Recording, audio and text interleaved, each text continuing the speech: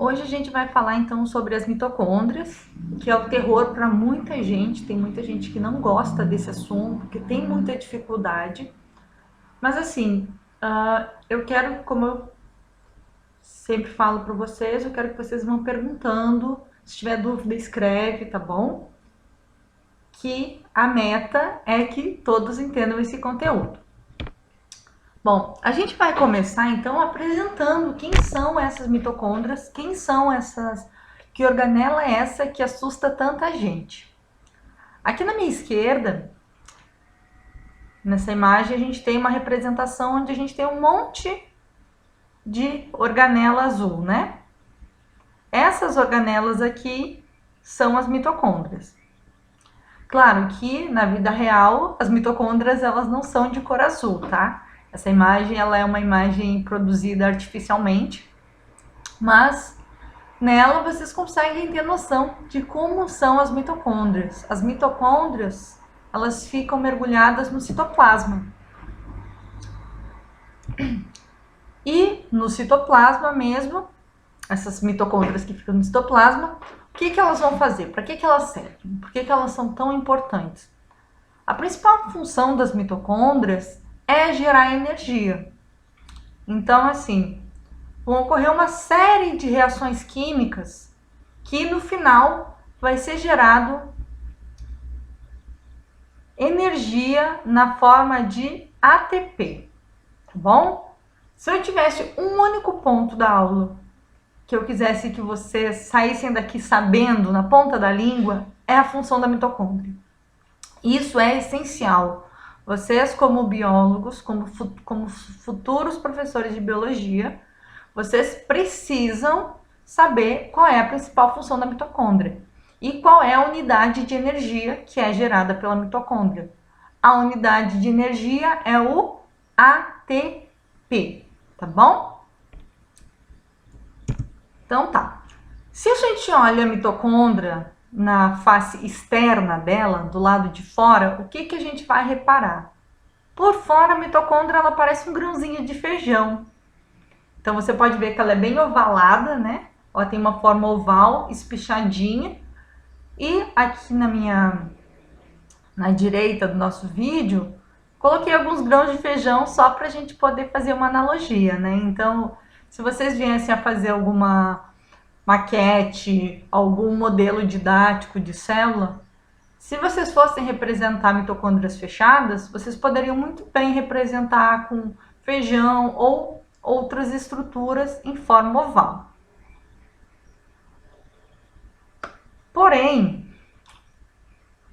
o que interessa pra gente? O que interessa pra gente não é essa forma ovalada da mitocôndria. O que vai ser mais importante pra gente poder entender todas as funções da mitocôndria, são justamente as estruturas internas da mitocôndria, a parte de dentro da mitocôndria.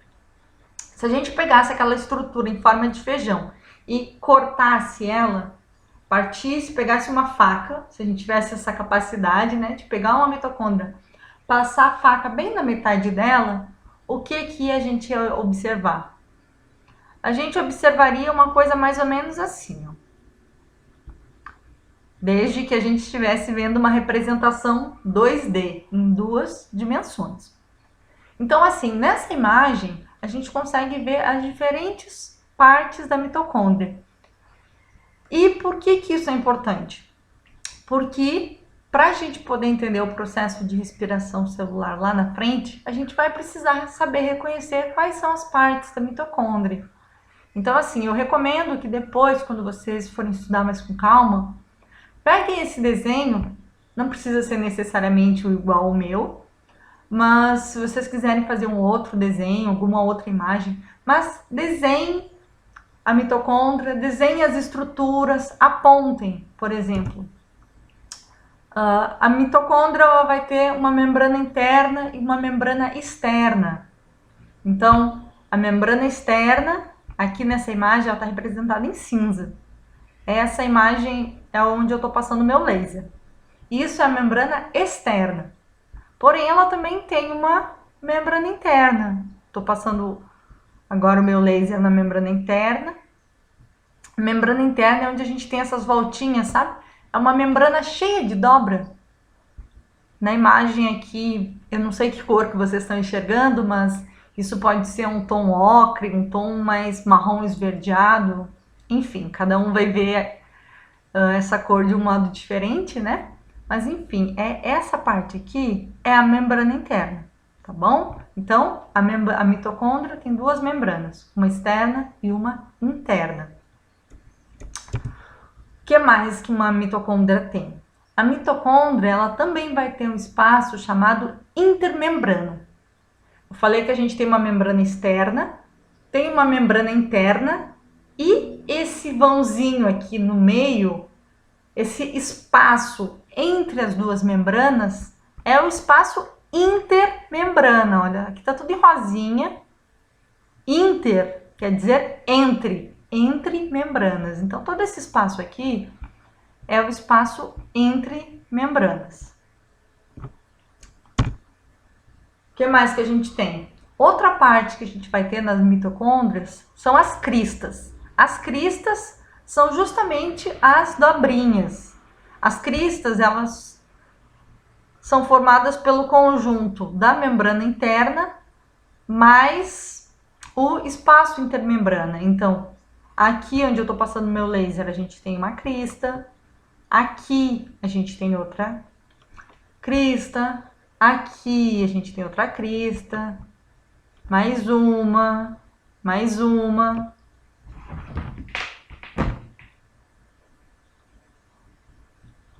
Achei que alguém tinha perguntado alguma coisa, desculpa. Entendido? Seguindo então. Já vimos a membrana externa, membrana interna, espaço intermembrana, a crista que é a ondinha.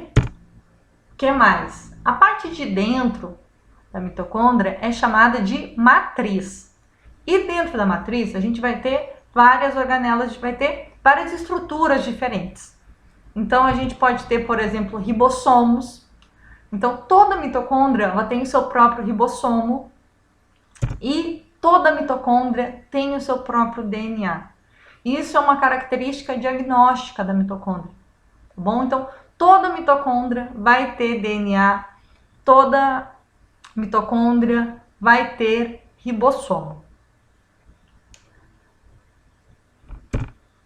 Então assim aqui a gente tem a figura completa, onde a gente consegue ver todos os componentes internos da membrana, da mitocôndria. Então, tem a membrana externa, membrana interna, espaço intermembrana, matriz, crista, ribossomo e DNA. É só isso que tem na mitocôndria? Pode ter alguma outra enzima envolvida, mas o que é mais relevante para a gente são essas estruturas, tá? Vai ser isso que vai ser mais importante para a gente poder entender a principal função da mitocôndria, que é a respiração celular. Pois bem, na figura anterior eu mostrei uma mitocôndria em 2D, em duas dimensões. Porém, se vocês jogarem no Google, se vocês olharem em livros, se vocês pegarem o Juncker e Carneiro ou o Albert, o que vocês vão observar? É muito comum quando vocês vão procurar uma imagem de uma mitocôndria, vocês vão ver uma mitocôndria em 3D, em 3 dimensões. Então, assim, em 3 dimensões significa o quê? Significa que a imagem tem alguma profundidade, né? Qual é melhor para vocês usarem para estudar, para, enfim, saberem qual é o nome das partes da mitocôndria? Tanto faz. Eu prefiro as 2D, os desenhos em 2D para quem está começando a aprender. Porém, se vocês se sentirem mais à vontade estudando usando imagens assim de mitocôndria 3D, não tem problema nenhum. A gente vai ter as mesmas estruturas, lembra, isso é só uma representação gráfica diferente. Então tem a membrana externa, tem a membrana interna, tem a matriz, tem as cristas, tem o DNA, tem os ribossomos, tá certo? Bom, agora que a gente já sabe quais são as partes da mitocôndria, agora sim a gente pode passar e começar a falar da respiração celular. O que é de fato a coisa mais importante quando a gente está falando de mitocôndria. Pois bem, a mitocôndria, como eu falei lá no primeiro slide, ela vai ser o local de produção da adenosina trifosfato, que nada mais é do que ela é muito representada usando a sigla ATP e ela é uma unidade de energia. Então, sempre que a nossa célula vai produzir energia, a nossa célula produz ATP. Vocês vão ouvir muito isso ao longo do curso de vocês. Sempre que falar em qualquer coisa que necessita energia, tudo necessita energia, né? Vocês irão ouvir: ah, foi preciso ATP, precisa muito ATP. Então, sempre que falar em energia, pensem em ATP, tá bom? Quem produz ATP? Somente planta? Somente animais? Somente fungos? Todos os organismos, tá bom? Eles vão produzir o ATP. Bom, o que a gente precisa saber a princípio? Primeira coisa que a gente tem que saber é que a respiração celular ela é um processo muito complexo, ele é repleto de etapas. A gente vai ter 3 etapas principais. A gente tem a primeira etapa, que é a glicólise, segunda etapa, que é o ciclo de Krebs, e a terceira etapa, que é a fosforilação oxidativa. Mas isso é falando de um jeito bem grosso. Se a gente for olhar com calma, com detalhe, o que vocês vão observar? Vocês vão observar que, por exemplo, dentro da glicólise a gente tem 10 etapas, 10 subetapas, né? Dentro do ciclo de Krebs, confesso que dentro do ciclo de Krebs eu não sei nem dizer para vocês quantas etapas tem, mas são muitas etapas. E a mesma coisa na fosforilação oxidativa. Também não sei de cabeça quantas etapas são, mas são muitas etapas. Então, em biologia celular, essa nossa disciplina ela é uma disciplina introdutória. E ela vai ser disciplina base para várias outras disciplinas que vocês vão ter ao longo do curso. O que a gente vai aprender sobre a respiração celular hoje? Eu vou ensinar para vocês o que ocorre em cada etapa, o que ocorre na glicólise, o que ocorre no ciclo de Krebs, o que ocorre na fosforilação oxidativa. Mas eu vou explicar em linhas bem gerais, eu não vou ficar explicando para vocês, por exemplo, como que ocorrem as reações químicas em si. Por quê? Porque isso vai ser uma coisa que vocês vão ver lá em bioquímica. Então, é por isso que biologia celular é um pré-requisito para bioquímica. Aqui eu apresento para vocês as organelas, eu explico a grosso modo como que as coisas funcionam, e aí lá em bioquímica, sim, aí vocês vão ter aulas específicas. Aqui eu estou dando uma aula, eu vou falar de glicólise, Krebs e fosforilação. Quando vocês fizerem bioquímica, vocês vão ter uma aula só sobre glicólise. Krebs, eu acho que são umas 2 aulas, de 1 a 2 aulas. E fosforilação oxidativa, mais uma aula. Então, lá em bioquímica, aí sim, a professora vai vai destrinchar todas as fórmulas químicas, tá bom? Eu vou apresentar de um modo mais grosso, eu vou apresentar o conhecimento que vocês vão precisar, por exemplo, para dar numa aula, quando vocês forem dar aula para o ensino fundamental, tá bom?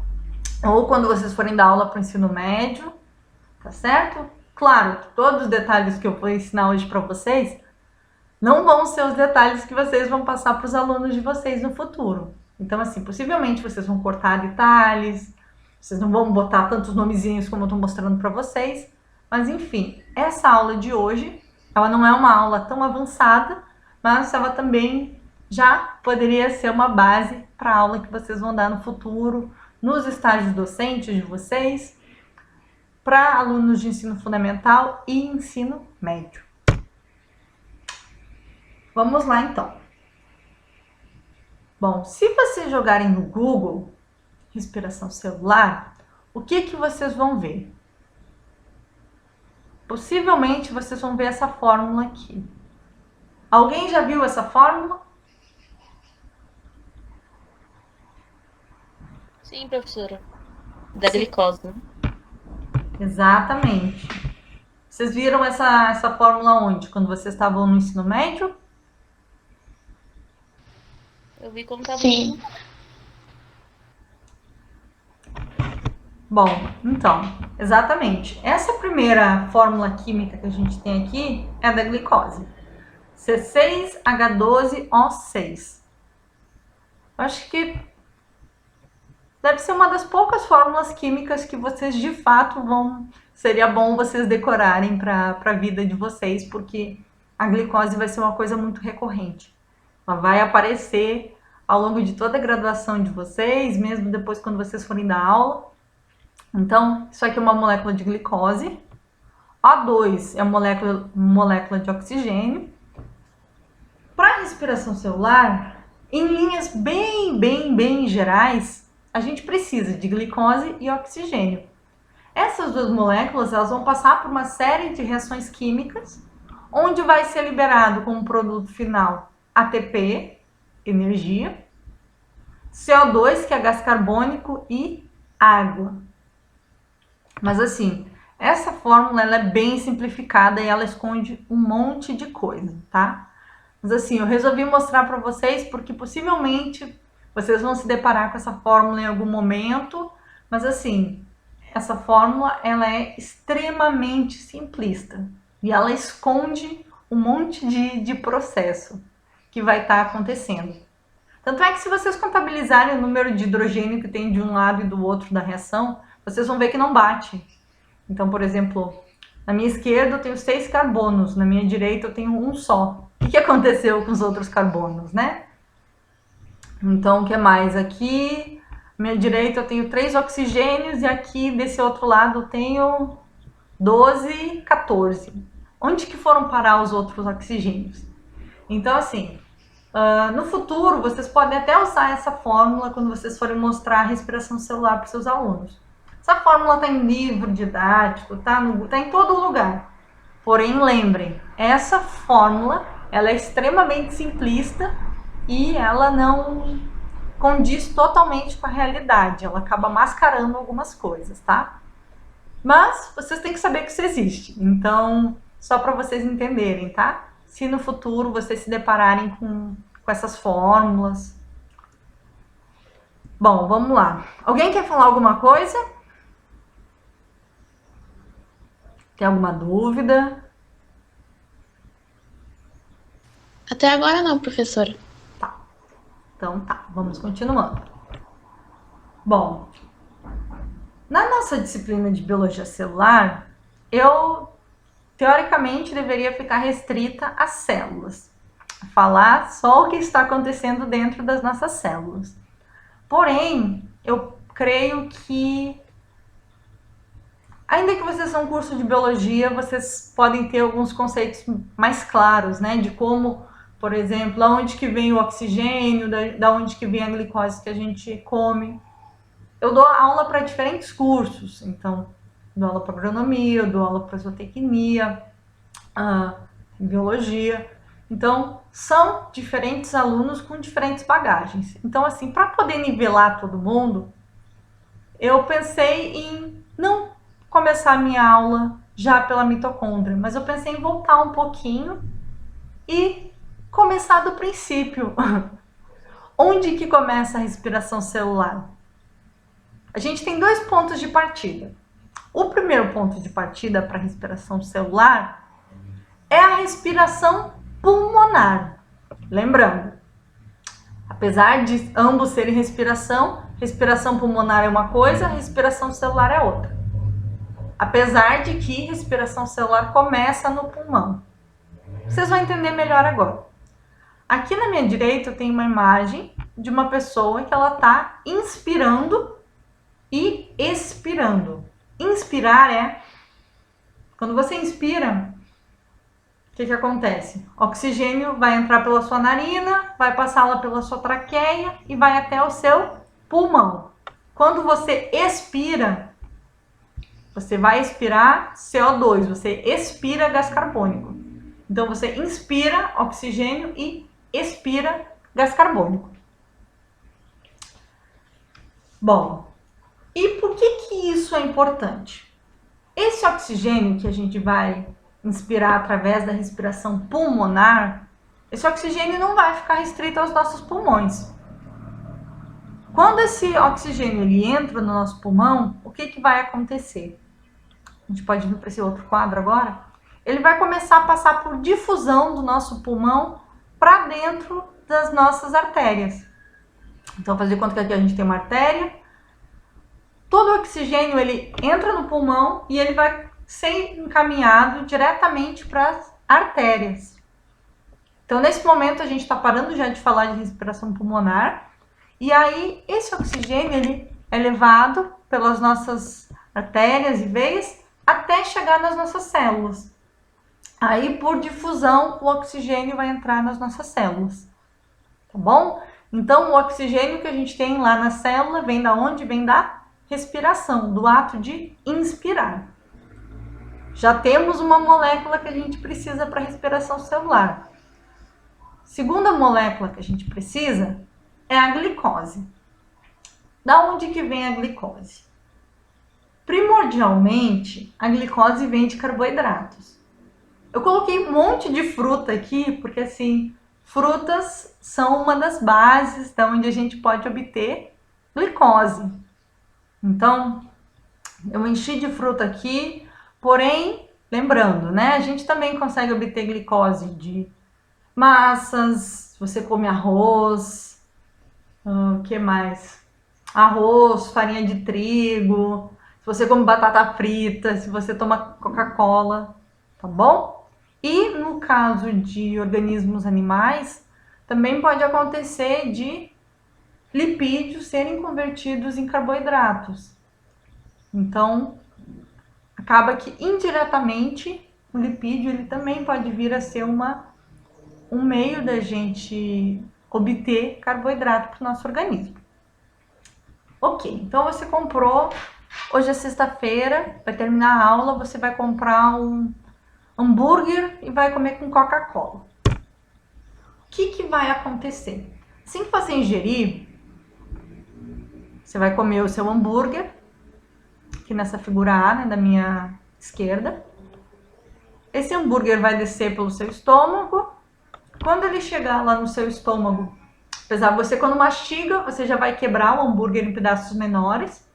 Esse hambúrguer vai ser levado até o seu estômago, ele vai ser quebrado de novo, ele vai começar a passar um processo de degradação. E lá no intestino delgado de vocês, que é aqui onde eu estou passando o meu mouse, o que vai acontecer?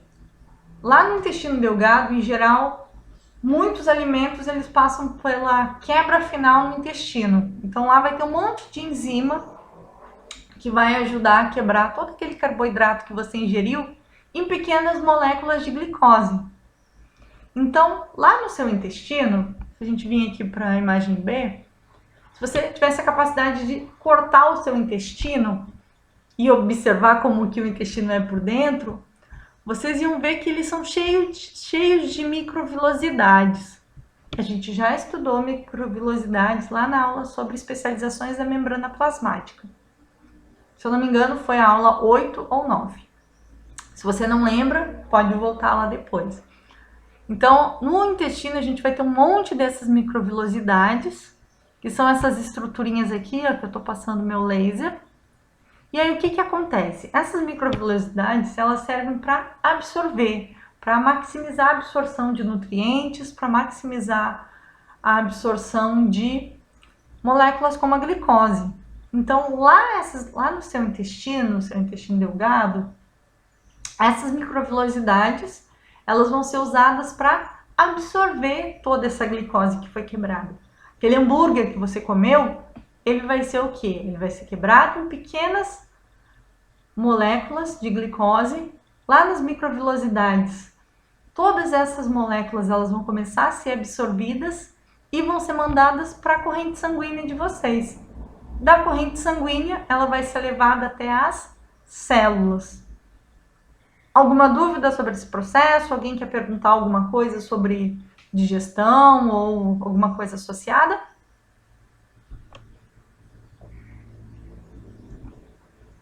Ainda não, professor. Tá bom, então. Bom, eu falei então do modo que organismos animais, humanos e animais, conseguem obter a glicose, né? É através da alimentação. O oxigênio, ele é inspirado pelas narinas e o alimento, a glicose é obtida através da alimentação. No caso de plantas, esses mecanismos de obtenção de oxigênio e de glicose são um pouquinho diferentes. Por quê? Porque no caso das plantas, as plantas elas produzem a própria glicose. As plantas elas são seres autótrofos.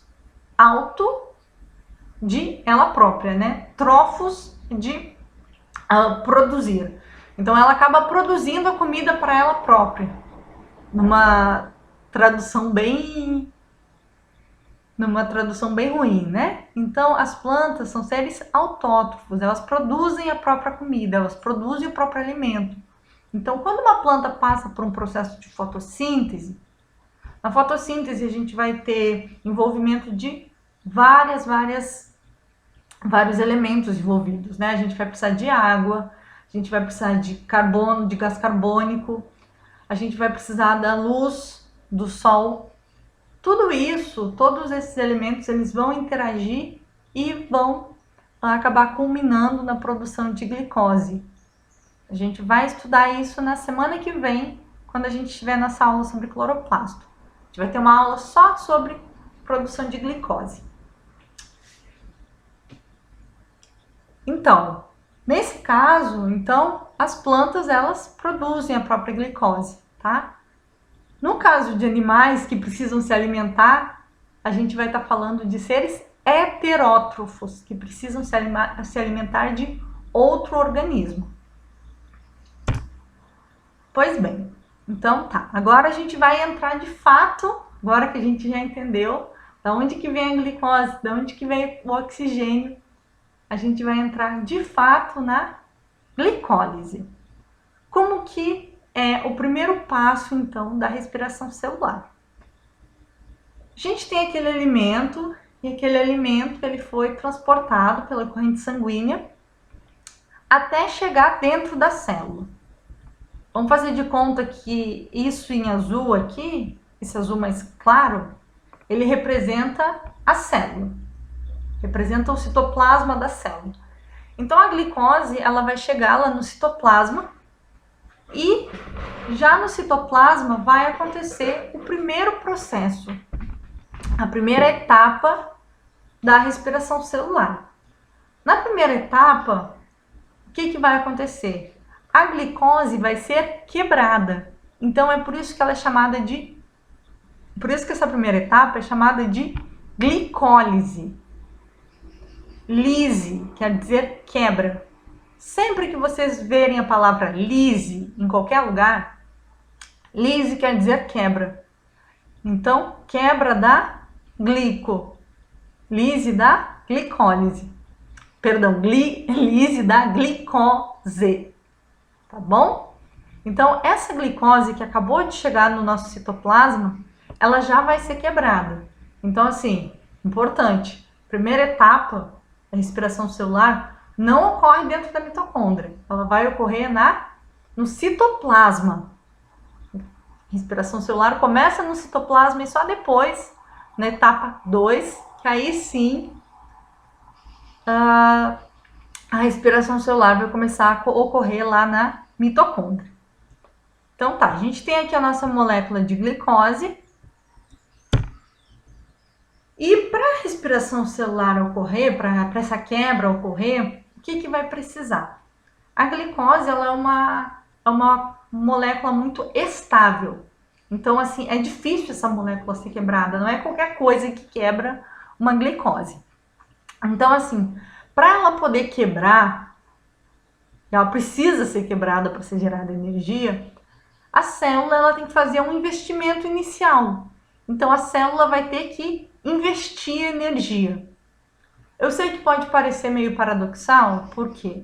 Porque a célula ela quer produzir energia, mas para ela poder produzir energia, ela vai ter que começar investindo em energia. Então, assim, dá para fazer uma analogia com um negócio, por exemplo.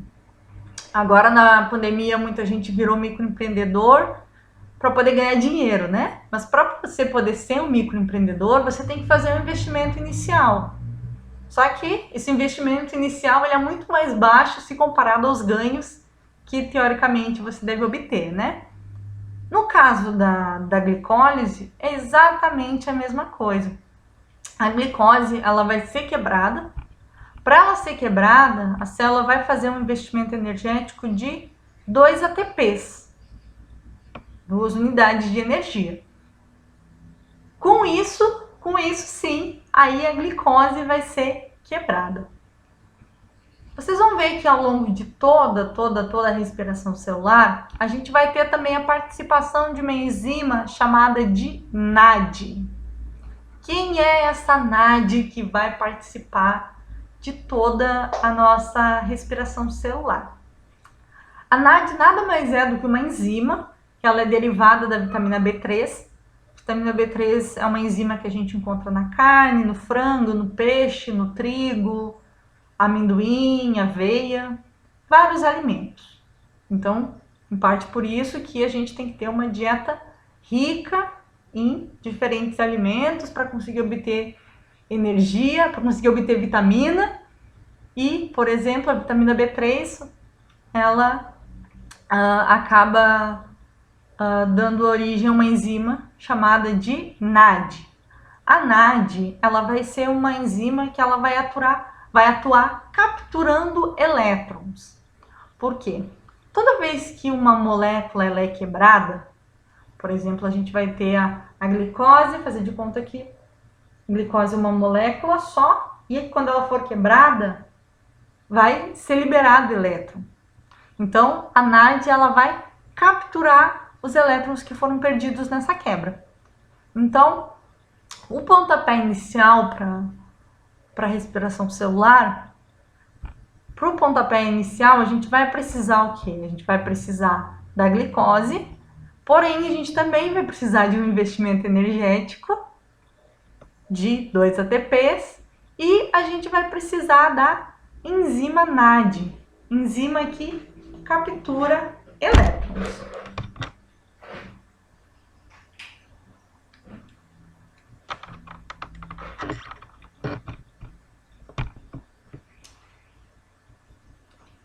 Pois bem, e o que acontece quando a glicose se associa com ATP? O que vai acontecer? Assim que um ATP ele se associa à glicose, essa glicose vai ser quebrada. Ela vai ser quebrada em, primeiro, 2 moléculas de piruvato.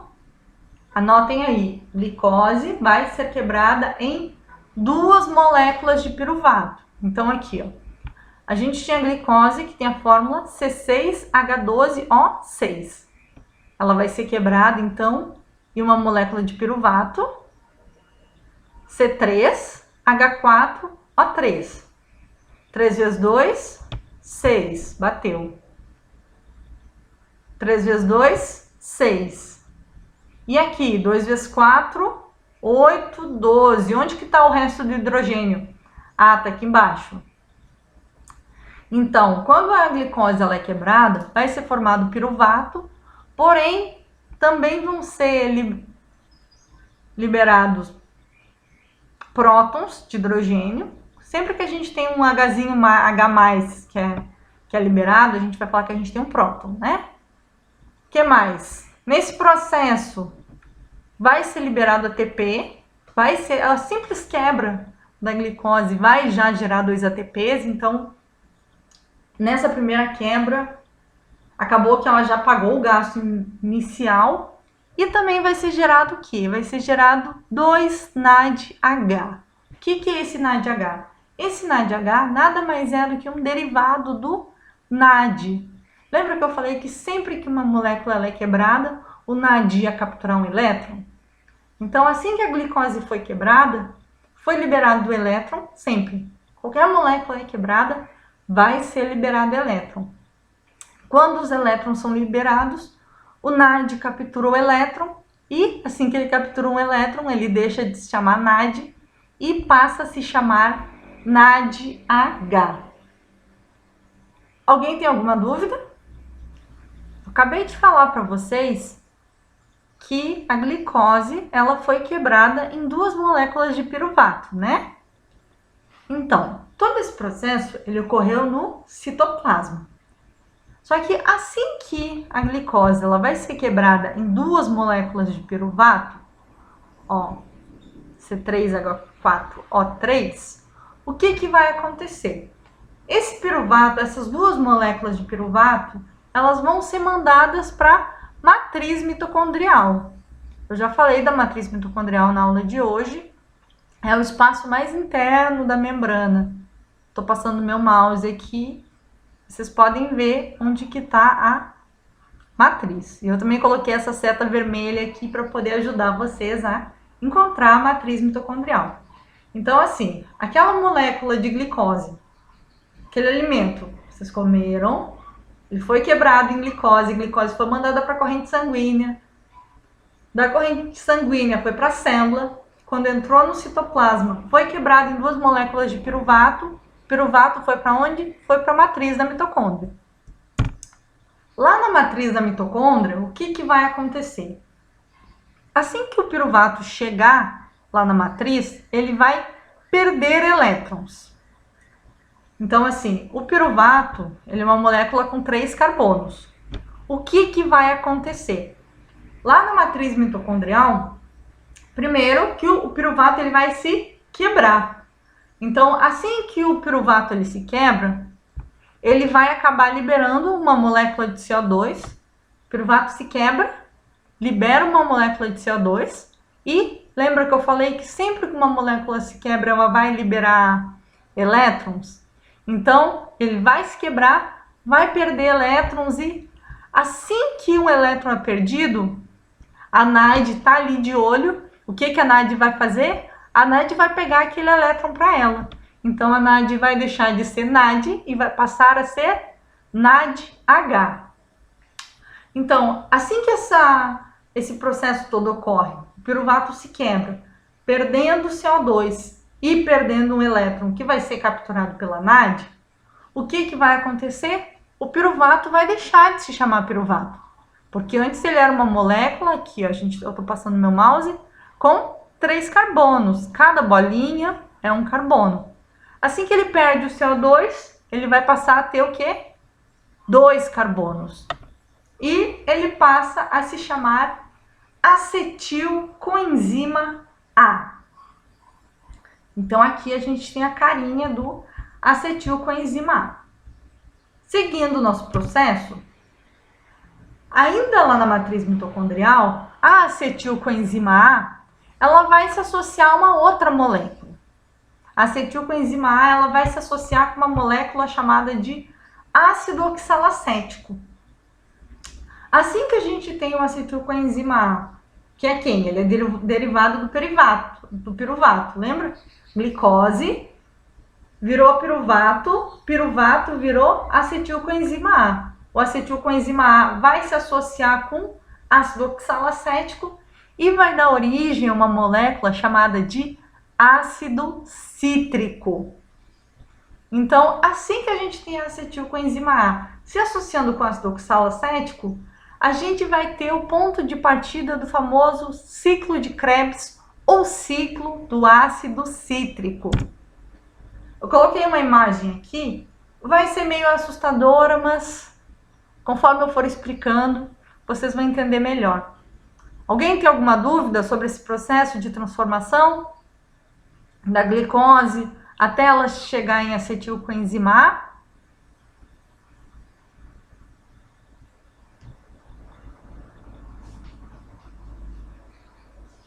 Pois bem, se vocês não perguntarem, eu vou seguir a aula, tá?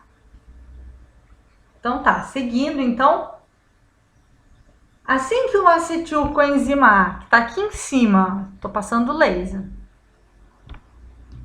Assim que o acetilcoenzima A, ele se associa com ácido oxalacético, o que vai acontecer? Ambos juntos, ambos vão se associar. Então, o acetilcoenzima A tinha 2 carbonos, ácido oxalacético tem 4.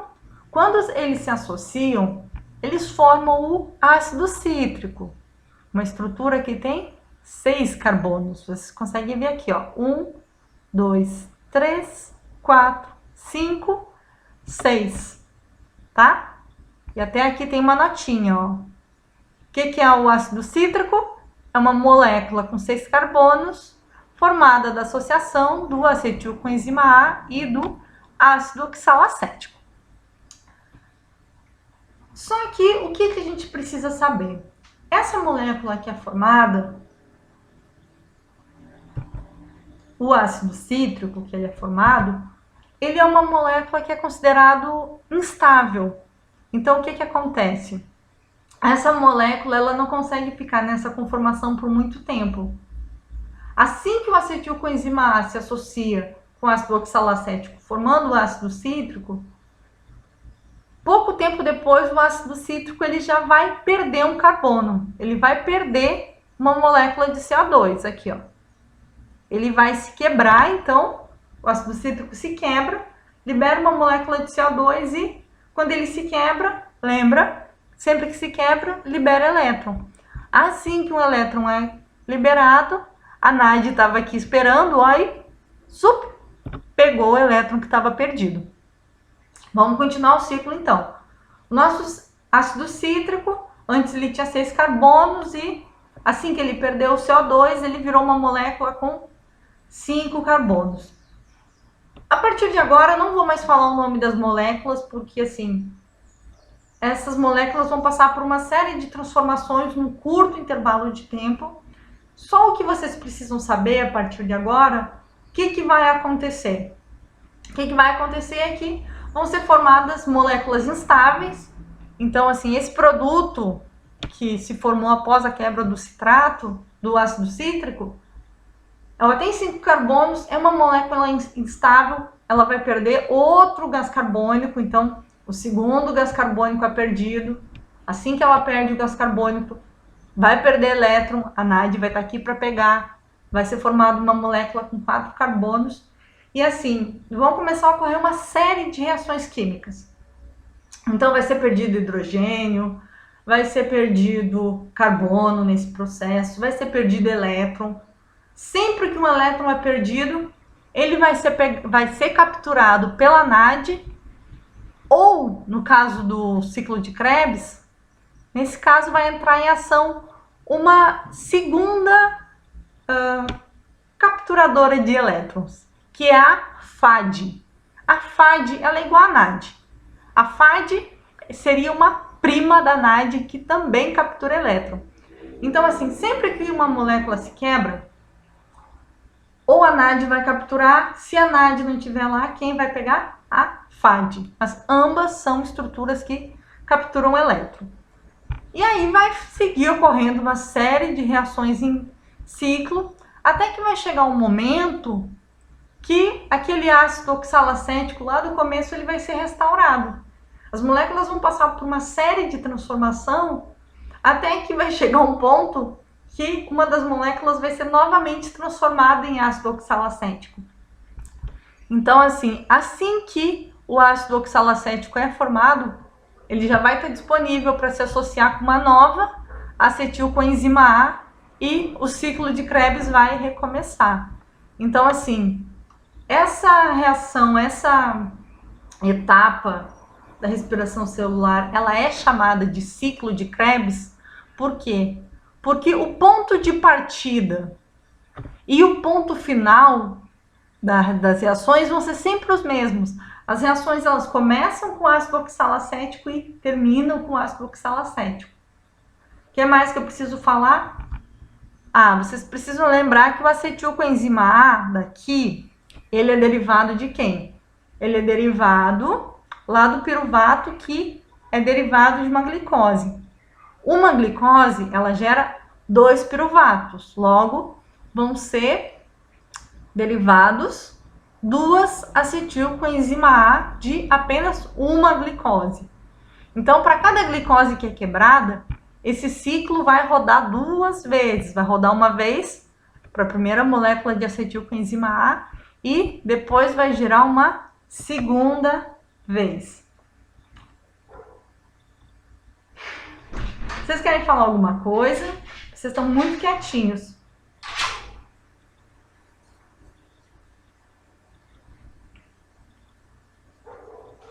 Alguém quer se manifestar? Essa quebra dele acontece constantemente, professora? Pode repetir a pergunta, por favor? É porque eles têm uma quebra, né? Uhum. Quebra e depois o outro fica comendo elétron. Isso acontece direto, por isso que é um ciclo, né? Uhum. E aí o óxido, não sei do que, é renovado toda vez. Isso. Ácido oxalacético. Que é o slide Isso. anterior. Então tá tudo bem. Eu sei que são vários nomes, mas assim, para vocês poderem entender, eu recomendo inclusive que depois vocês podem fazer um mapa mental. No final da aula, me lembrem de explicar para vocês como que faz mapa mental. Vocês podem fazer um monte de setinhas, sabe? Ligando o ponto A ao ponto B, por exemplo. A glicose ela é quebrada em piruvato, que vai ser quebrada em acetilcoenzima A, que vai se associar com ácido oxalacético. Talvez se vocês fizerem um monte de setinha, vocês vão conseguir gravar melhor o que está associado com o que. Tá bom? Tá bom. Tá. Alguém mais? Professora, Oi. o ácido oxalacético, ele é uma cadeiazinha de carbono, né? Que se junta com a acetil-CoA para iniciar o ciclo. Uhum. Isso. Mas ele já tá no ciclo, ele não, ele já é Isso. fixo no ciclo. Ele é fixo no ciclo. O que chega é o ácido piruvato e o acetil-CoA. Isso. Que toda vez que a gente come alguma coisa, um carboidrato, esse carboidrato vai ser quebrado em glicose e essa glicose vai ser mandada para a célula. E aí essa glicose vai ser quebrada em piruvato e acetilcoenzima A. Então, assim, tá sempre chegando glicose na nossa célula. Então, esse ciclo de Krebs, ele é constante, está acontecendo agora com vocês. Uhum. O acetil-CoA, professor, ele chega com 2 carbonos, porque ele perde um antes, né? Pra se juntar com Isso. Aí, no caso do ciclo, só vai perder 2 carbonos. Isso, ó. Só voltar aqui os slides, ó. Inicialmente, a glicose tinha 6, né? Quando ela vira piruvato, cada piruvato tem 3 carbonos. Aí, quando o piruvato, aqui a gente tem o piruvato, eu tô passando meu mouse. Assim que o piruvato ele vai se transformar em acetilcoenzima A, ele perde um CO2 e aí ele fica só com 2 carbonos. Então, ele vai perdendo carbono ao longo do caminho, sabe? No caso, no ciclo, ele vai perder esses 2.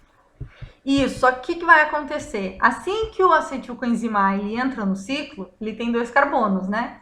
Mas ele vai se associar com o ácido oxalacético, que tem 4. Então, ele volta a ter 6 carbonos.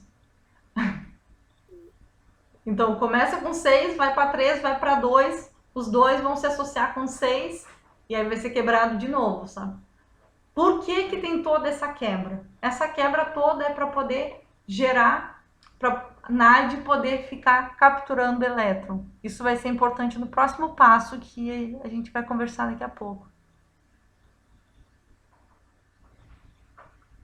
Eu sei que isso não é fácil, eu sei que pode parecer complexo, mas e eu tô apresentando agora, a primeira vez que vocês estão vendo, eu sei que vocês estão assustados, mas acreditem em mim, isso é mais simples do que parece.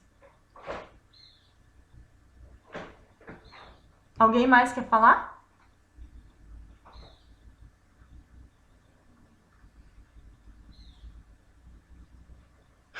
Gente, vocês estão muito aterrorizados. Eu vou dar spoiler, vocês vão ter que me explicar isso no trabalho que vocês vão fazer. Eu vi que a senhora já postou aqui. Tá, eu vou continuar aqui explicando. Ó, lembrando, essa aula está sendo gravada, então depois, quando vocês vão, no final da aula, vão respirar um pouco. Aí amanhã, se precisar, vocês assistem de novo a minha explicação 1, 2, 3 vezes. Eu vou deixar um material que vai ajudar vocês a entender esse conteúdo, tá? Não precisa ficar desesperados. Bom, vamos continuar então. Por que eu tô falando desse ciclo para vocês? Ah, só mais uma coisa, é mais uma curiosidade. Vocês vão estudar esse ciclo, eu tô passando esse ciclo por cima agora para vocês, porque como eu falei, vocês vão ter uma aula sobre isso em bioquímica. Em bioquímica, sim, o professor vai querer que vocês façam esse ciclo na mão, assim, vocês vão ter que fazer todas essas reações químicas na mão, todo esse processo. Então, assim, é só para vocês irem se preparando psicologicamente.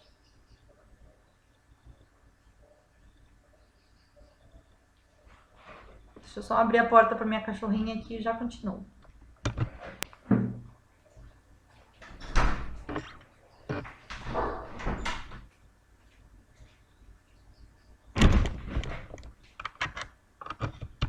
Bom, vamos seguir então. Eu acabei de falar para vocês, de explicar de um modo bem resumido como que é o ciclo de Krebs. Por que a gente precisa estudar o ciclo de Krebs? Porque assim, por mais que nessa fase não sejam produzidos muito ATPs, vão ser produzidos apenas 2 ATPs, isso é pouco para uma célula. Essa etapa ela é extremamente importante, por quê? Porque a NAD e a FAD, elas vão passar por um processo na química, a gente chama de redução. O que é redução? É capturar elétron. Sempre que a NAD e a FAD capturam elétron, elas ganham elétron. Então, sempre que elas ganham elétron, elas vão reduzir. Por que se chama reduzir? Eu confesso que eu não lembro. Isso pode não fazer muito sentido, né? Mas nesse caso, sempre que ela reduz, ela está ganhando. Então, o que vocês vão precisar saber dessa fase é isso, é que essa etapa, ela serve para NAD e para FAD reduzirem, para elas ganharem elétrons, para elas capturarem elétron. Sempre que a NAD e a FAD capturam elétron, elas vão se transformar em quem? Eu até vou mudar a cor da caneta, porque isso vai ser importante para a próxima etapa. Sempre que a NAD e a FAD ganham elétrons, elas vão se transformar em NADH e FADH2.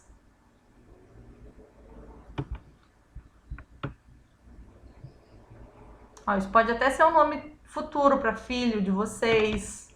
Quando vocês tiverem filhos, se for gêmeos, vocês podem chamar de NAD e FAD. Facilita a vida, assim, né? Facilita. Quando vocês fizerem bioquímica, falem para a professora Gina que vocês têm animais chamados NAD e FAD. A professora Gina vai adorar saber. Ela é professora de bioquímica. Tá, então. Anotem aí, para que serve o ciclo de Krebs? Vocês vão se perguntar disso, principalmente quando vocês estudarem bioquímica, quando vocês passarem noites sem dormir por causa do ciclo de Krebs. O ciclo de Krebs serve para quê? Serve para NAD e para FAD capturarem elétrons e poder usar esses elétrons na etapa 3 da cadeia respiratória, que é a etapa, digamos assim, mais importante, que é a etapa onde de fato vão ser produzidos os ATPs. Então, assim, eu tô falando para vocês esse processo todo, então a gente tem lá a glicose que começa a ser quebrada, ela é quebrada um monte de vezes. Todo esse processo é um processo, digamos assim, introdutório para poder preparar a célula para, de fato, poder produzir muito ATP. Tá bom? Então tá, entendido? Yes. A Dessana perguntou se fala que reduz porque não é porque o elétron é negativo. Talvez, eu confesso que eu não lembro. Eu até fiquei de pesquisar quando dei aula para outra turma. Por que chama redução e eu não lembro. Mas pode ser por isso. Se alguém quiser jogar no Google e confirmar por que chama de redução.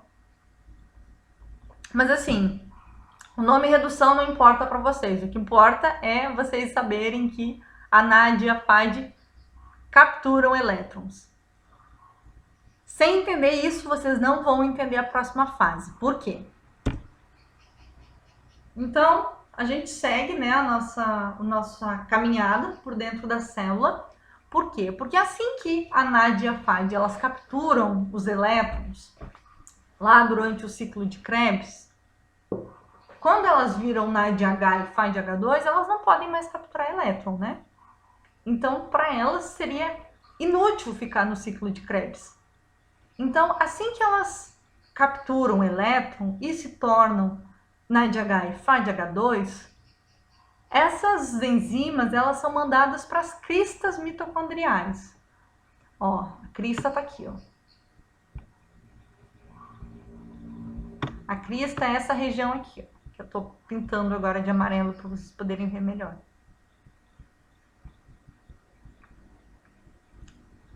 Ó. Então agora a gente já saiu do ciclo e tá seguindo o caminho da NADH e da FAD.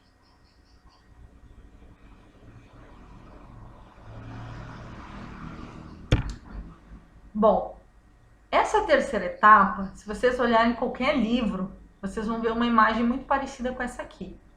Eu sei que ela é uma imagem que pode parecer assustadora a princípio, mas a gente vai dissecar essa imagem pedaço por pedaço e aí tudo vai fazer muito sentido para vocês, tá bom? Deixa eu até mudar a cor da caneta, porque essa etapa aqui, ela é uma etapa que é um pouquinho mais complexa, mas eu acho que vocês vão conseguir entender. Bom, eu falei que a NAD e a FAD, elas foram para as cristas mitocondriais. O que tem nas cristas mitocondriais? Na crista mitocondrial, lembra que a gente tem a membrana interna da mitocôndria. Ó, até pintei aqui, ó, de vermelho. A membrana interna da mitocôndria, ela é muito parecida com a membrana plasmática que a gente já estudou. Por quê? Vai ter, ó, tá vendo aqui esse pedaço? Aqui a gente vai ter fosfolipídios. Então, a gente tem fosfolipídios e a gente vai ter o quê? Proteínas. As proteínas são o roxinho aqui, ó. Isso aqui é uma proteína. Aqui a gente tem outra proteína. Tem outra proteína. Então, a NAD e a FAD, elas vão lá para a região das cristas, onde a gente tem a membrana interna da mitocôndria. Essa parte mais clarinha aqui, na parte de baixo, vai representar a matriz mitocondrial. Então, o ciclo de Krebs estava acontecendo, faz de conta que aqui, ó. Aqui a gente tinha o ciclo de Krebs acontecendo. E a NAD e a FAD vão começar a ir para a região aqui da membrana. E essa parte amarelo mais escuro o espaço intermembrana, que é o espaço que fica entre a membrana interna e a membrana externa. Então tá, o que é a primeira coisa que a gente precisa saber? Então a NAD capturou elétrons lá no ciclo de Krebs, virou a NADH e vai ser mandada lá para a região das cristas mitocondriais. Assim que a NADH chega nas cristas mitocondriais, vocês estão vendo a NAD aqui, ó, NAD carregando elétrons. Tá falando carregando elétrons do alimento, por quê? Isso aqui, na verdade, é um elétron que foi quebrado lá no ciclo de Krebs. E essas moléculas que foram quebradas são derivadas da glicose que foram obtidas a partir do alimento. Então tá, a NAD, ela vai chegar aqui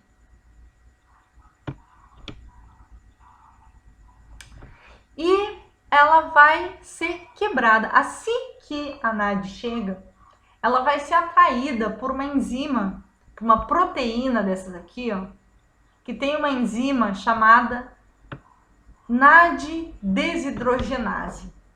Então, assim, é essa primeira proteína roxinha aqui. Então, assim que a NADH chega lá na região da membrana interna, ela vai direto para uma proteína, em direção a uma proteína que tem uma enzima chamada NAD-desidrogenase. O que essa enzima faz? Lembra que ase quer dizer quebra. Quebra do hidrogênio, ela vai desidrogenar, ela vai tirar o hidrogênio da NAD. Então, assim que a NAD captura elétron, ela vai lá para a membrana interna da mitocôndria, lá na região das cristas. Assim que ela chega perto dessa proteína aqui, que tem essa enzima NAD-desidrogenase, essa NAD-desidrogenase vai quebrar a NADH. Então, a gente tem a NAD aqui, e ela vai quebrar a NAD e vai mandar o H, o hidrogênio, para o espaço intermembrana. Então, tá aqui, o NADH vai ser quebrado, um hidrogênio vai ser mandado para o espaço intermembrana e o NAD+, vai ser liberado na matriz mitocondrial para poder voltar a capturar elétrons. Entenderam essa parte? Então tá, a NAD capturou elétron lá no ciclo de Krebs. Assim que capturou elétron, virou NADH. Quando vira NADH, ela vai em direção à região da crista, onde a mitocôndria tem a membrana interna com fosfolipídio e proteínas. A NADH vai em direção a uma proteína que tem uma enzima chamada DNA-desidrogenase, cuja função é quebrar o NADH. Então, o NADH que chega lá na região da membrana, ele é quebrado, um hidrogênio é mandado para o espaço intermembrana e o NAD+, é liberado na matriz mitocondrial para poder voltar a capturar elétrons lá no ciclo de Krebs. Quando isso acontece, quando a NADH é quebrada, lembra que sempre que há uma quebra de qualquer molécula, inclusive da NAD, são liberados elétrons. Então, são liberados elétrons e esses elétrons são mandados para a próxima proteína. O que vai acontecer? Assim que os elétrons vêm para cá, essa proteína vai ficar com 2 elétrons, né? Perdão, símbolo negativo. O que vai acontecer? Como essa proteína aqui vai estar com uma carga elétrica negativa, lembra que negativo atrai positivo. Então, a FADH2 é uma molécula que ela está com uma carga positiva, ela tem elétrons, né? Ela tem aquele H, os elétrons que ela capturou lá no ciclo de Krebs. Então, assim que essa primeira proteína ela fica com uma carga negativa, a FAD se sente atraída por ela e vai lá interagir com ela. Assim que a FADH2 interage com essa proteína ela faz com que a FAD seja quebrada também. A FAD perde os elétrons que são capturados por essa proteína e a FAD é liberada na matriz mitocondrial. E aí esses elétrons que vão sendo roubados da NAD e da FAD, eles vão começar a ser mandados de uma proteína para outra. Tá bom? O que vai acontecer? Conforme, então, esses elétrons, eles vão passando de uma proteína para outra, cada proteína que vai ficando uma carga negativa por causa dos elétrons, elas vão atrair as moléculas positivas. Então, elas vão atrair outras FAD-H2 e vão atrair outras NADs. Assim que FAD e NAD se aproximam delas, a NAD e a FAD são quebradas e prótons de hidrogênio, os prótons de hidrogênio que são quebrados são mandados para o espaço intermembrana. Então vai começar a ser bombeado muito, vai começar a ser bombeado muito íon H+ para o espaço intermembrana, porque vão ser muitas moléculas, tanto NAD quanto FAD, que vão ser quebradas. Toda FAD, toda NAD que se aproxima dessas proteínas, elas vão ser quebradas e vão perder um íon H+, e esse íon H+ vai ser bombeado para o espaço intermembrana. Toda essa movimentação, ela vai acabar gerando um gradiente eletroquímico. Por quê? Porque todos esses prótons vão começar a ser mandados para o espaço intermembrana. Então, vai começar a ficar com muito H+ aqui no espaço intermembrana. Deixa eu pegar uma canetinha mais fina aqui. Ó, vai começar a ser mandado muito H+ aqui pro espaço intermembrana. Da onde que sai esse H+? Do NAD H e do FAD H2. Tá bom? Então vai começar a vir muito hidrogênio para cá, os hidrogênios vão começar a ser bombeados. Então tem até uma setinha aqui, ó, sendo bombeado hidrogênio, tá sendo bombeado hidrogênio, tá sendo bombeado hidrogênio. Então, assim, sempre que a NADH ela é quebrada, vai ser bombeado o hidrogênio para fora e a NAD vai ser liberada na matriz mitocondrial. Sempre que a FAD for quebrada, o hidrogênio vai ser mandado para fora e a FAD vai ser devolvida para a matriz mitocondrial para voltar lá para o ciclo de Krebs.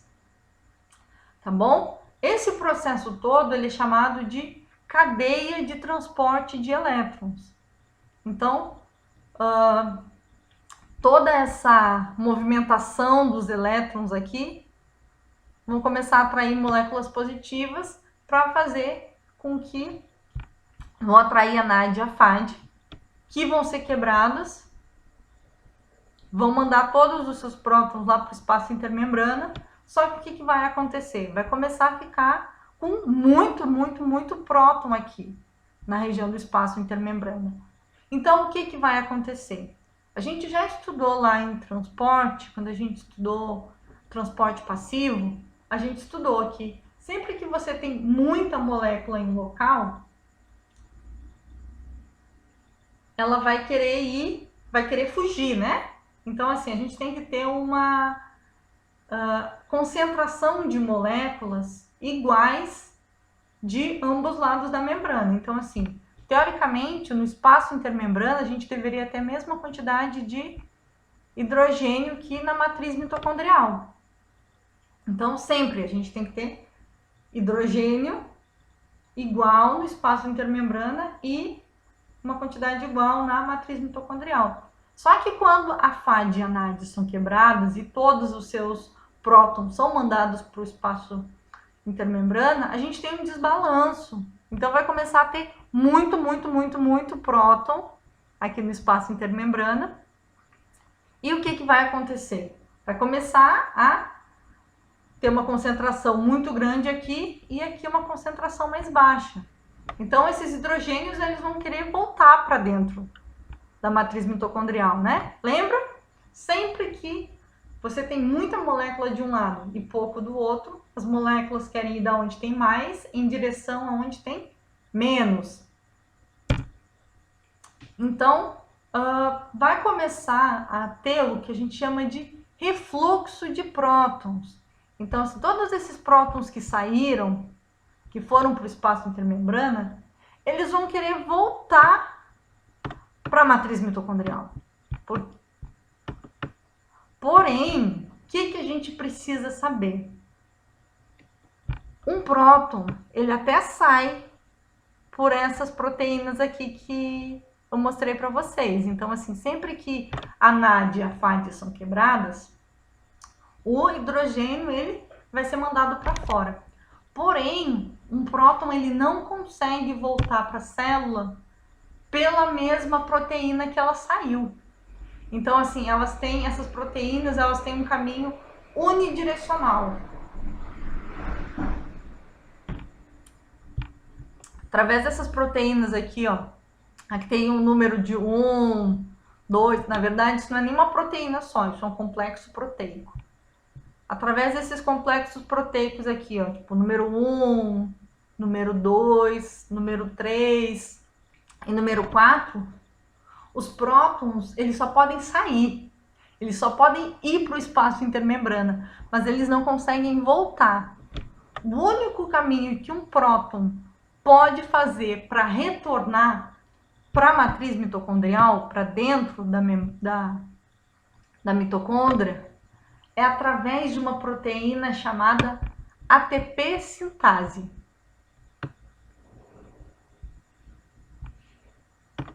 A ATP sintase é essa proteína aqui que está circulada com uma caixa vermelha, essa proteína aqui.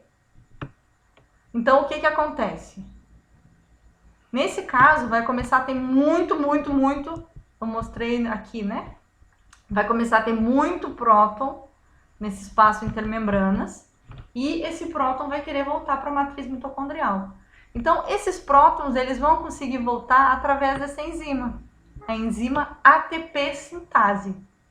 Só que tem uma coisa bem interessante aqui, porque assim que o próton ele consegue voltar através da ATP sintase, a ATP sintase gira. E assim que a ATP sintase gira, é produzido ATP. Aqui tem um gifzinho onde vocês conseguem ver a ATP sintase está girando e assim que ela gira, é liberada energia. Então, é assim, através desse mecanismo de fosforilação oxidativa, que é formada a maior parte da energia da célula. Assim que o hidrogênio passa por dentro da ATP sintase, a ATP sintase gira e é formado ATP. Da onde que saiu esse hidrogênio? Esse hidrogênio saiu da NADH e da FAD. Da onde que saíram a FAD H2 e a NADH? Saíram lá do ciclo de Krebs. Lembra? Quando o ácido cítrico foi quebrado, enfim, quando aquela molécula foi quebrada, era liberado elétron. NADH e FAD capturavam esses elétrons, então elas iam lá para a região da crista mitocondrial, iam lá, eram quebradas, mandavam esses prótons de hidrogênio para o espaço intermembrana, e quando esse próton voltava para a matriz mitocondrial, aí sim era gerada a energia.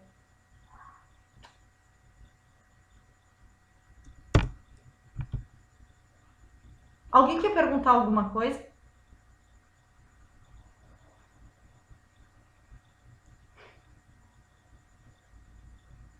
Gente, o silêncio... Professora, eu não entendi direito a questão do próton. Tá, eu posso explicar de novo. Alguém quer fazer mais alguma pergunta que eu já explico junto? Professora, no caso, o ATP vai ser formado por conta de uma molécula de ADP que tem ali, uma molécula de fosfato, que usa a energia do íon de hidrogênio para juntar essas moléculas, né? Isso. E no caso, os hidrogênios, eles ficam na crista. Quando Não. eles passam pelas proteínas, eles vão para a crista ou eles ficam onde? Então, é que assim, deixa eu voltar aqui na figura para vocês verem. A crista, ela é o conjunto da membrana interna e do espaço intermembrana. Então, assim, a gente fala o espaço intermembrana, mas o espaço intermembrana ele é como se fosse o interior da crista, sabe? Ó, aqui, ó. A crista, ela é assim. Em vermelho, a gente tem a membrana interna. Deixa eu mudar a cor da caneta. E aí, aqui ficaria o espaço intermembrana, entendeu?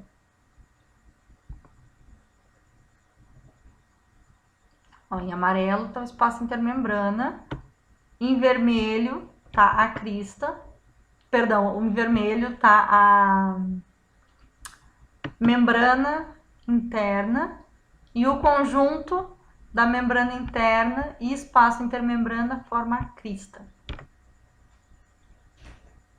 Eu vou explicar de novo a parte do hidrogênio, que aí eu já explico junto a parte da crista.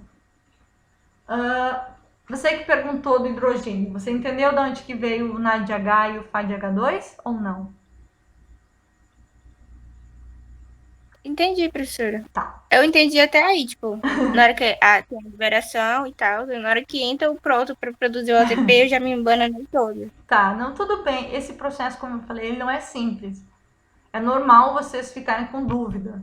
Eu acho que se vocês não tiverem dúvida, aí que vai ter algum problema. Deixa eu ver alguma imagem meio suja. Que eu risquei tudo aqui, né? Deixa eu ver se tem borracha para apagar aqui. Pronto. Ó, o NAD, assim que ele captura o elétron, ele vai vir aqui para a região da membrana interna, né? Ó, membrana mitocondrial interna. Quando ele chega aqui, na membrana da mitocôndria, a gente tem uma série de complexos proteicos, tá?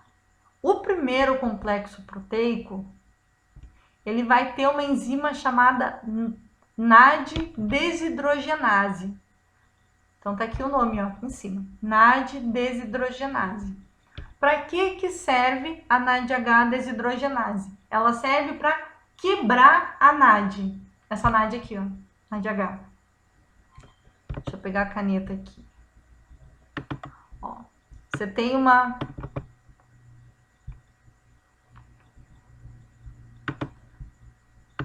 Ó, você tem a NADH, que chegou lá na região da membrana, certo? E aí ela viu que tem um complexo proteico que tem uma enzima chamada NADH desidrogenase. Ela vai lá se associar com a proteína que tem a NADH desidrogenase. Só que o que a NADH desidrogenase faz? Assim que a NADH chega perto dessa enzima, essa enzima quebra a NAD. Então ela vai pegar o H para ela, digamos assim, e vai liberar essa NAD aqui, vai liberar um NAD+. E esse H que foi quebrado vai ser mandado para o espaço intermembrana. Entendeu? Aí, Entendi. assim que esse NADH é quebrado, vai ser liberado elétron. Esses elétrons que são liberados, eles vão ser mandados para o próximo complexo proteico, que é essa setinha que está em amarelo aqui. Aí, esses elétrons vão ser mandados para cá. Então, esse complexo proteico, ele vai acabar ficando com uma carga negativa. E você já deve ter aprendido que tudo que é negativo atrai o que é positivo, né? E vice-versa. Então, como esse complexo proteico ele está negativo, ele vai acabar atraindo quem? Ele vai acabar atraindo a FADH2. A FADH2, ela é uma enzima que está positiva, né? Na forma reduzida dela, ela capturou o elétron, então ela está positiva. Ela positiva vai lá interagir com os dois elétrons. Assim que ela vai interagir com os dois elétrons, o que acontece? A FADH2 também é quebrada e os dois hidrogênios que ela tem são roubados. Então, assim que esses dois hidrogênios são roubados, eles são mandados para o espaço intermembrana e a FAD é liberada. Aí, novamente, como a FAD foi quebrado, foi liberado mais elétron, esses elétrons são mandados para a próxima proteína, para o próximo complexo proteico. Essa proteína aqui vai ficar com uma carga negativa, vai atrair uma outra, ou NADH ou FADH2. E, novamente, aí essas moléculas vão acabar sendo quebradas e assim sucessivamente. Então, é daí que sai o H. O H sai da NADH e da FADH2. Essas moléculas, a NADH e a FADH2, elas são quebradas assim que elas tentam se associar com os complexos proteicos. Eu sei, gente, que isso não é tão fácil, mas vocês vão conseguir entender. Daí o NAD e o FAD voltam para o ciclo de Krebs. Isso, aí até que dá pra ver na Tá certo. setinha, tá vendo uma setinha preta? Ó, Aham. ó, assim que ele é quebrado, um hidrogênio vai para fora e o NAD volta a ser NAD, ele vai lá pro ciclo de Krebs. Deixa eu Atrás de mais elétron. Isso, atrás de mais elétron. E aí também é que o FAD é quebrado, um hidrogênio vai para fora e o FAD volta lá para o ciclo de Krebs. Então acaba que é muito cíclico isso, sabe? Então por isso que sempre tem muito NAD e FAD, porque eles só capturam elétrons, levam lá para a mitocôndria, perdem o hidrogênio, aí eles voltam para pegar mais. Eles meio que roubam e são roubados depois. Exatamente. Nossa, ótima analogia. Obrigada, professora. Ladrão que rouba ladrão. Isso, a Nádia e a Fad são ladras que foram roubadas. Nossa, eu não tinha pensado nisso. Muito bom, muito bom. É a É que nem Nádia. meu salário também. Eu ganho e depois, quando vê, não tem mais nada, né? Exatamente, é a mesma coisa. É a mesma coisa. Alguém quer perguntar mais? Alguém quer perguntar alguma coisa? Não precisa ter medo, gente.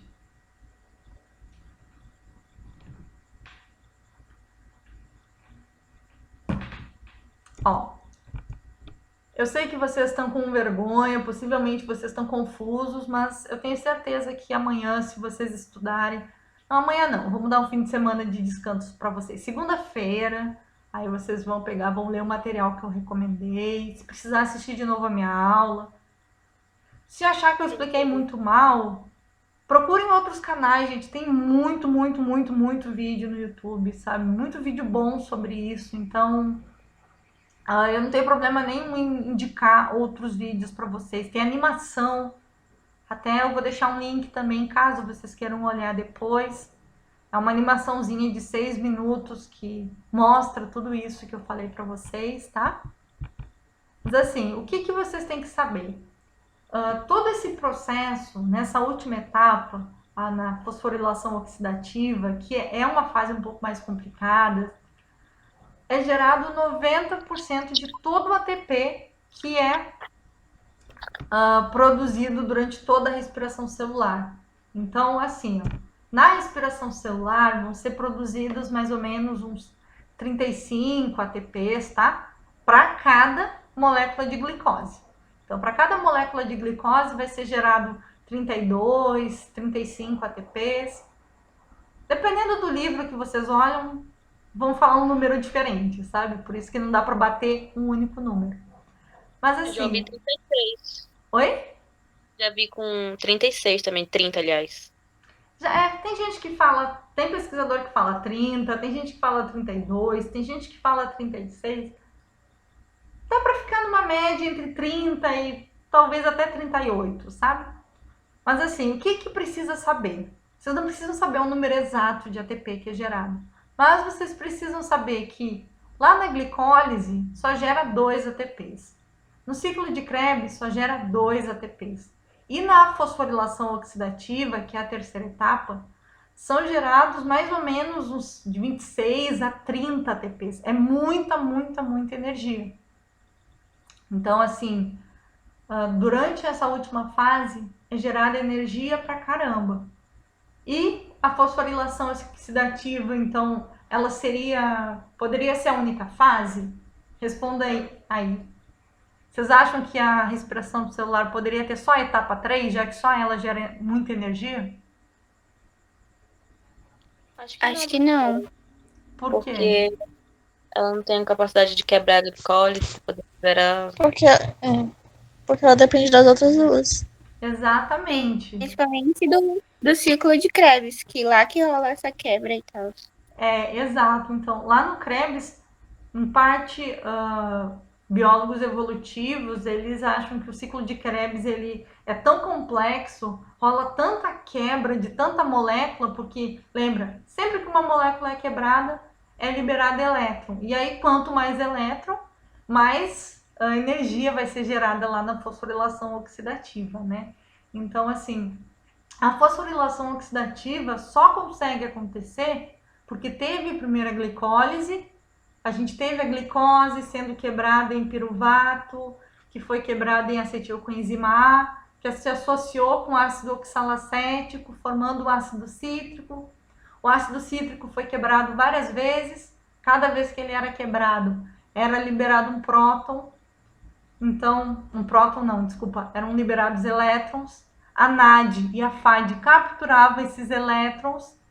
Aí, assim que elas sofriam uma redução, né? Assim que elas ganhavam um elétron, elas podiam ir até a região da crista, até a região da membrana da mitocôndria e poder mandar esses prótons para o espaço intermembrana e quando esse próton volta, através da ATP sintase, aí sim é gerado energia. É um processo complexo. Então, assim, deixa eu mostrar aquele slide de novo para vocês. Vocês lembram que eu mostrei uma fórmula para vocês lá no começo da aula? Essa fórmula aqui? Sim. Vocês acham que essa fórmula representa bem o ciclo da respiração celular? Jamais. Pois é, por isso que eu acho muito engraçado quando... se você procurar, a maioria dos materiais que vocês vão encontrar sobre respiração celular, como montar uma aula, por exemplo, de respiração celular, eu procurei muito material para montar a aula de vocês. A maioria dos sites mostrava essa fórmula. Eu olhava essa fórmula e ficava rindo sozinha, porque ele não mostra como esse ciclo ele é complexo. Então, assim, como tem toda uma complexidade envolvida, em parte por isso que muita gente odeia a disciplina de bioquímica. Porque quando você faz bioquímica, as professoras destrincham todos esses mecanismos aí. Vocês vão na bioquímica, vocês vão aprender respiração celular na mão.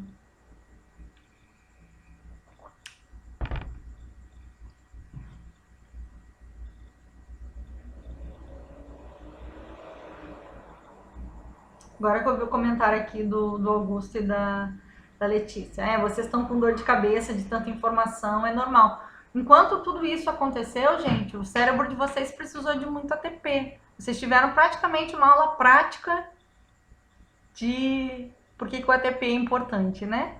Então, para poder assistir essa aula, vocês precisaram de muita energia. Então, quando vocês saírem dessa aula, vocês vão precisar comer, né? Então, vocês vão comer um lanche, aí sim, esse lanche vai ser quebrado em glicose e o organismo de vocês vai poder gerar mais energia, vocês vão se sentir melhor. Calma, gente, vai dar tudo certo, tá? Eu sei que é muita coisa. Bom, como vocês já estão cansados, eu vou deixar só um link de um vídeo aqui. Para minhas outras turmas eu mostrei, só que eu acho que é meio inútil, porque essa hora vocês não vão absorver mais nada. São 7 horas da noite, vocês estão com fome, estão com sono. Então, assim, eu vou deixar só essa sugestão. É uma animaçãozinha bem bonitinha, sabe? Então, vocês vão conseguir ver a mitocôndria em movimento. É bem legal. Vou passar a leitura para vocês. Recomendo a leitura desse capítulo aqui. E a atividade. Vamos lá para a atividade. Professora, pelo amor de Deus. Calma, gente, vai dar tudo certo. Em primeiro lugar, antes de explicar a atividade, eu quero dizer que eu não quero saber de aluno nenhum me xingando no final de semana, tá? Por favor, sem fazer macumba para a professora. Sem... Não, vocês vão conseguir, gente. Vocês vão conseguir. O que eu quero que vocês façam? Vocês vão ter que fazer um vídeo explicando o processo de respiração celular. Mas assim, vocês não vão precisar dar uma aula, como eu dei para vocês, uma aula de 2 horas. As regras são fáceis, tá? Vocês têm que fazer um vídeo curto, um vídeo de 2 a 10 minutos. Só coloquei aqui, ó, sem contar abertura ou crédito. Se vocês colocarem abertura, crédito, essas coisas, eu vou contar o tempo, tá? Por quê? Porque senão vocês poderiam fazer uma abertura de 1 minuto e 50, falar por 10 segundos. Então, não. Eu quero de 2 a 10 minutos de conteúdo, tá? Eu quero que vocês apareçam no vídeo. Vocês podem fazer o vídeo com o celular mesmo, tá? Não se preocupem em fazer um vídeo extrema qualidade, nada disso, tá? Pode ser um vídeo simples com o celular de vocês. Eu quero que vocês apareçam no vídeo e me expliquem, de modo bem resumido, me expliquem o que é a glicólise, o que é o ciclo de Krebs, o que é a fosforilação oxidativa. Bem simples. A Letícia disse que não tem rosto, gente. Calma, calma. Vai dar tudo. Vocês estão muito negativos, gente. Vamos lá. Eu quero que vocês façam pode ser um cartaz, pode ser numa cartolina, pode ser em folha de caderno, pode ser em papelão. Teve uma outra aluna que me perguntou se ela podia projetar uma mitocôndria na TV e ficar explicando. Achei uma ótima ideia também.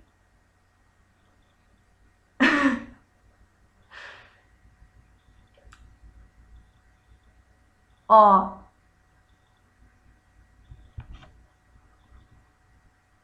Só lembrem, ó. Eu posso nunca ter visto vocês pessoalmente, mas eu tenho vocês aqui quando vocês entram na sala. Eu sempre vejo foto de vocês, então eu já reconheço o rosto de vocês.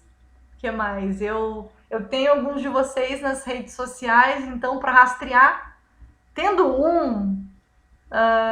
você consegue rastrear toda a turma, né? Então isso A senhora que pensa. é fácil.